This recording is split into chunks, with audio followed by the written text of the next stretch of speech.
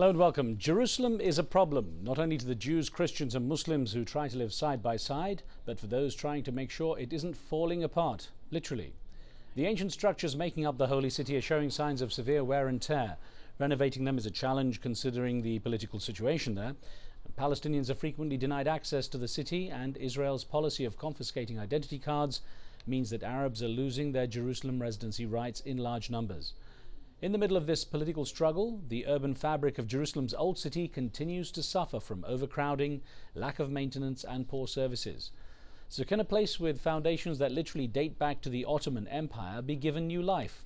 We talked to one archaeologist who believes she has the key. And don't forget, we take your calls on this program. The number's there on your screen. Joining me from Amman, Jordan is Dr. Shadia Toukan, Director of the Welfare Association's Technical Office in charge of preserving the old city of Jerusalem. Dr. Toukan has worked as an architect on numerous projects in the UK, Jordan, UAE and other Arab countries. She also worked as the Chief Technical Advisor for UNESCO in Yemen and was their expert for the Rehabilitation Plan of Bethlehem 2000. Dr. Toukan, welcome to the program. Hello, thank you very much. Well, first of all, I should start by talking to you about this project being such a close one to your heart since it began in 1997, because it was pretty much a dream for you to return to Jerusalem after so many years of living in London. So tell me about that, why it was such an important dream for you. Well, I lived most of my life as a diaspora Palestinian, and it has always been my ambition and my dream and my hope, like many Palestinians, to go back and do my bit for my country. I think it was more for me also, more than it is for my country. So I was lucky that I was commissioned by the Welfare Association, a humanitarian organization that supports Palestinian development, who has established a special program for the revitalization of the old city of Jerusalem, to ask me to join them as the director of their technical office. And for me, it has been the best thing that ever happened to me as a professional and as a human being, as a Palestinian, if you look at it from a human dimension. Let me ask you specifically what you're trying to achieve with this project. What is it that you're hoping to achieve in I mean, it's a fair challenge, isn't it? Yes, it is. The importance of the program, that it's not a static program. It doesn't look at the physical fabric. It doesn't look at the buildings as monuments only. It looks as the city as a living city, as many historic cities in the Middle East and in Palestine are. The city is full of life. The city is as you mentioned earlier, is overcrowded. And it is, for many people, in most of its residents, it's their home.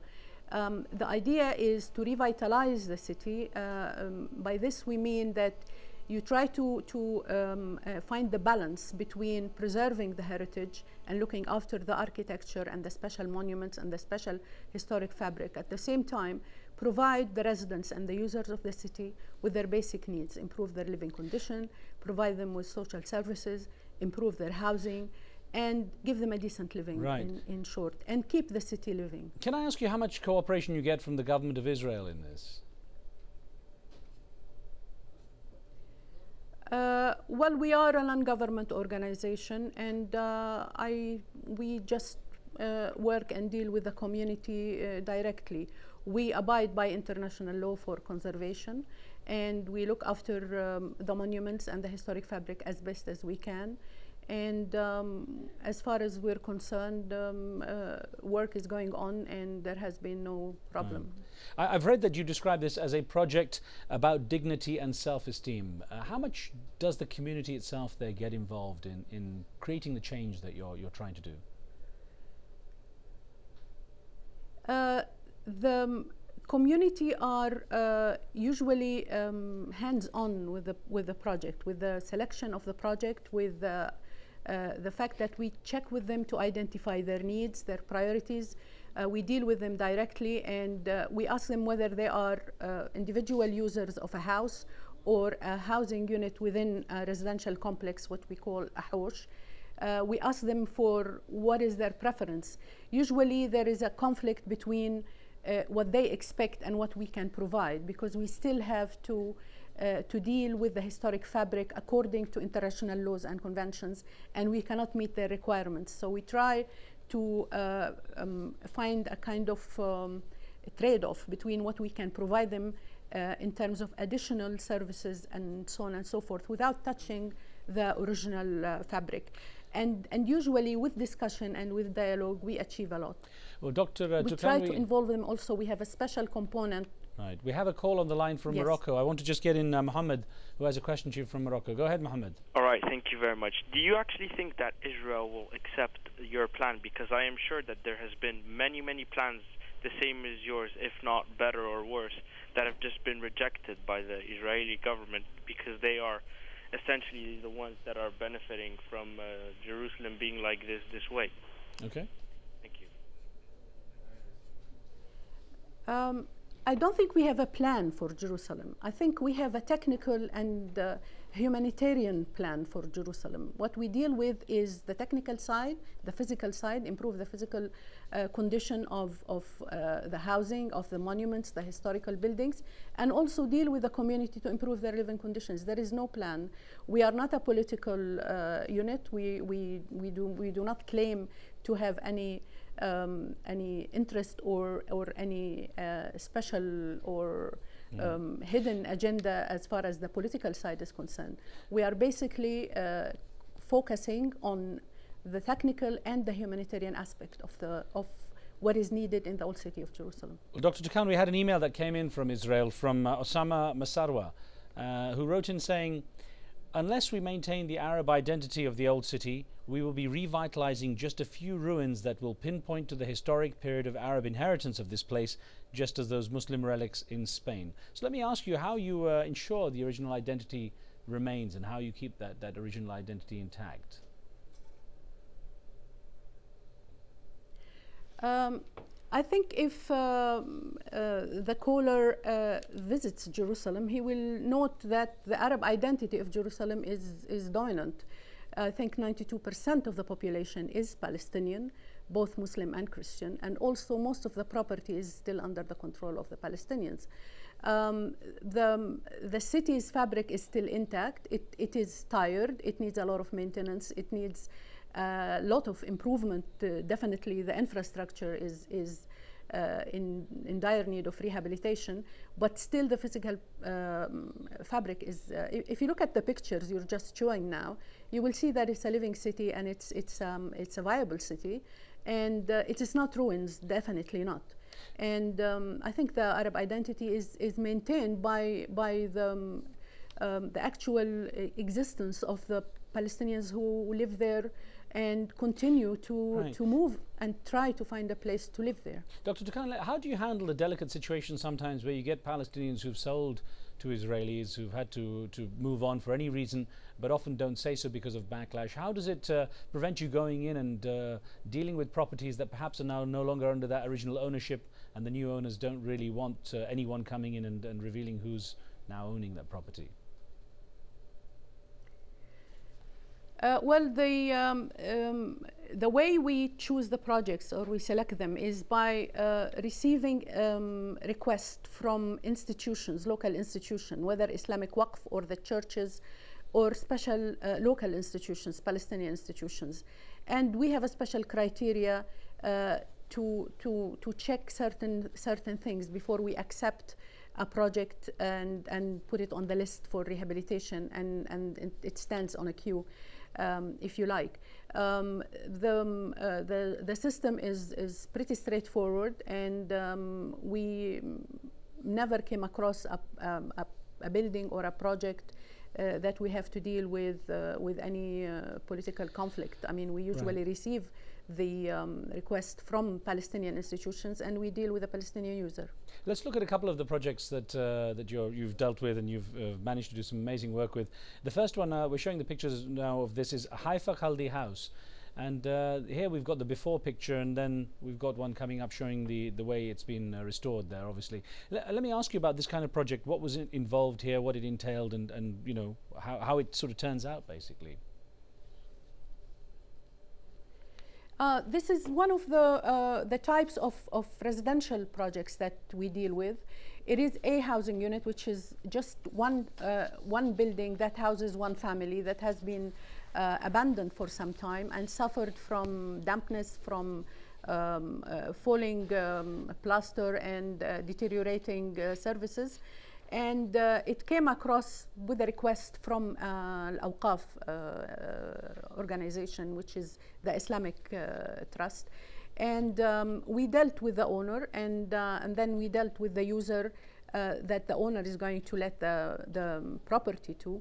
And we worked together a plan where we try to respond to all their needs. At the same time, we looked at the historic fabric and tried to repair it and restore it to the best we can from a technical point of view.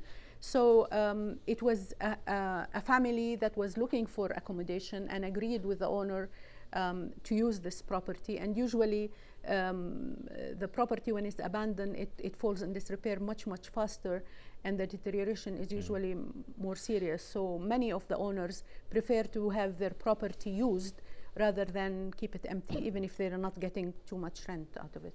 Let me ask you about a couple of others quickly. There's one, the Ribat AlDin AlBishir project here. Now we're showing a picture now of it the way it used to be. A lot of rubble there, obviously, and in disrepair. And then we show a picture of it now as it's been restored. Just tell me a little bit about this one, please. This is a very special project for us because the project was implemented together with part of the implementation of our community outreach program. The project was aimed as a full participation of the users. It is an old Mamluk Rabat where people used to come and live or stay near Al-Haram al-Sharif, and that was built in the 14th century. It houses 17 families. We were able to improve the physical condition of 15 families. There were special legal reasons why you couldn't do the other two. And it was implemented in 3 phases. And we had the users working with us, with the contractor all along. I think it is one of our most successful projects, and it is really now, I mean, we've conducted recently a survey about, you know, the impact and the user satisfaction, and I think this has scored very high, and the team is very proud of the project. Well, this one, third one, is just again, it looks fairly challenging. It was basically very right. This, I'll just quickly go on to this third one, Dr. Toukan. This is the Al-Quds. It was in very bad condition. Okay, sorry, Al-Quds University as well, the Community Work Center. Now, this is it before, and it was the community center. Yes, again, this was another challenging project. It's an old, probably Byzantine church, which has been abandoned for many years. It was used as a warehouse. At some point, it was a carpentry. It changed uses and was adapted over the centuries for various functions. And it was in really bad physical and structural condition. The idea was to adapt it, because it was rented out by Al-Quds University to provide community services and legal advice to the residents of the old city. So the team worked with a number of experts, especially structural engineers, to make sure that the structural components that have deteriorated are consolidated. And we tried as much as possible to revive the original architectural style in this building. And again, I'm happy to say that it has been completed, and the university started to use it about 4 years ago, and it's very successful, and it's always full of people and right. Quite useful, I think. We have an email that came from M. Naqad in Mumbai in India, who says, where does the funding come from, and does the source of funding leave out certain projects? I know you had European funding for the first time.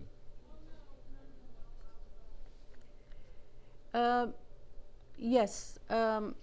The funding, first, the Welfare Association is also a funding organization. When it established the program, It established it in partnership with the Arab Fund for Economic and Social Development. That was the seed money for the project.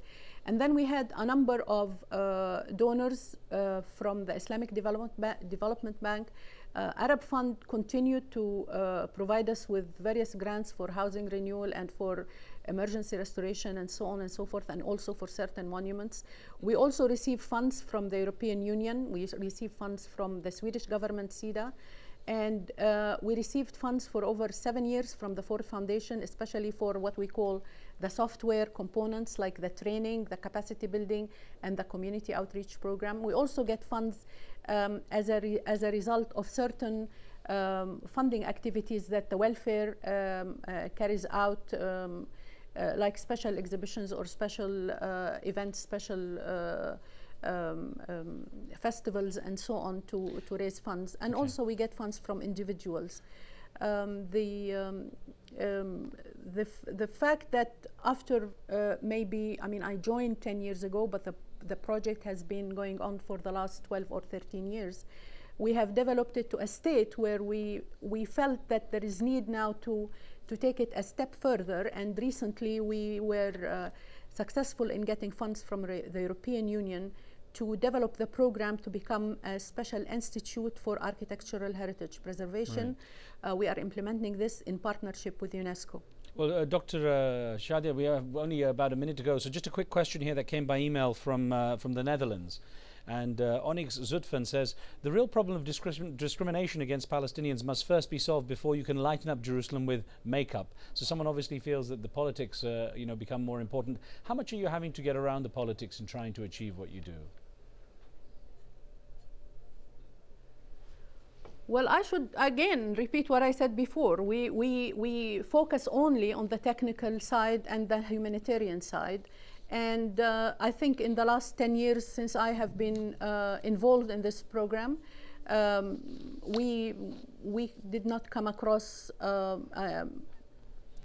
direct political problems. Obviously, there are some obstacles to our work, namely because of the siege of Jerusalem and because of the closure and more recently the wall. We are having difficulty in getting the skilled labor from the West Bank, which is the main source of our workers. And also there is difficulty in bringing in material to the Old City. There, I thank you very much for joining us. I'm afraid we've run out of time, but thank you very much and good luck with the project. We hope to speak with you again. Thank you. Thank you very much. Thank you for having me. Thanks. And that's it for this time. Next, on the next show, Pulitzer Prize winning author Carl Bernstein about his new book on US presidential candidate and former First Lady Hillary Clinton. Emails go to riz@aljazeera.net. We'll see you next time. Street Talk is coming up next.